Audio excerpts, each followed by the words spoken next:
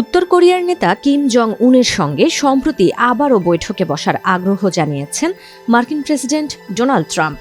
চলতি বছরের শেষ নাগাদ কিমের সঙ্গে সাক্ষাতের প্রত্যাশার কথা জানিয়ে দক্ষিণ কোরিয়ার সঙ্গে যৌথ সামরিক মহড়াও কমিয়ে এনেছেন তিনি। তবে পিয়ংইয়ংয়ের বার্তা বেশ পরিষ্কার, কেবল ব্যক্তিগত সম্পর্কের ভিত্তিতে নতুন করে আলোচনায় ফিরতে রাজি নয় তারা। ট্রাম্পের সঙ্গে কিমের সম্পর্ককে ইতিবাচক স্বীকার করলেও উত্তর কোরিয়া বলছে কূটনৈতিক অগ্রগতির জন্য প্রয়োজন মার্কিন নীতিতে বড় ধরনের পরিবর্তন। রয়টার্সের প্রতিবেদনে বলা হচ্ছে, পুনরায় আলোচনা শুরুর ট্রাম্পের আগ্রহকে বড় ধরনের সদিচ্ছার নিদর্শন হিসেবে দেখছে না উত্তর কোরিয়া। দেশটির দাবি, সিউলের সঙ্গে মহড়ার মাত্রা কমলেও যুক্তরাষ্ট্রের মৌলিক নীতিতে আসেনি কোনো পরিবর্তন। বিশ্লেষকদের মতে 2018-19 সালের ব্যর্থ আলোচনার পর উত্তর কোরিয়ার অবস্থান এখন অনেকটাই বদলে গেছে। 5+ স্টার রেটিং প্রাপ্ত দেশের সর্বোচ্চ বিদ্যুৎ সাশ্রয়ী ওয়ালটন এসি স্মার্ট কমফোর্ট এখন নেক্সট লেভেলে। তখন নিষেধাজ্ঞা শিথিলের বিনিময়ে পারমাণবিক কর্মসূচিতে ছাড় দেওয়ার প্রশ্নে আলোচনায় ছিল পিয়ংইয়ং।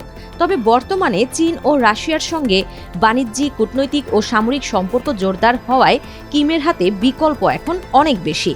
ফলে বড় ধরনের ছাড় দেওয়া কিংবা নিজেদের পারমাণবিক সক্ষমতা কমানোর শর্তে হুট করে আলোচনায় বসার সম্ভাবনা কম। বরং পিয়ংইয়ং চাইছে ওয়াশিংটন তাদের পারমাণবিক বাস্তবতাকে মেনে নিক এবং তাদের প্রতি কঠোর নীতিতে আনুক দৃশ্যমান পরিবর্তন। উত্তর কোরিয়ার এই প্রতিক্রিয়াকে স্বাভাবিক বলেই মনে করছেন কূটনৈতিক বিশেষজ্ঞরা।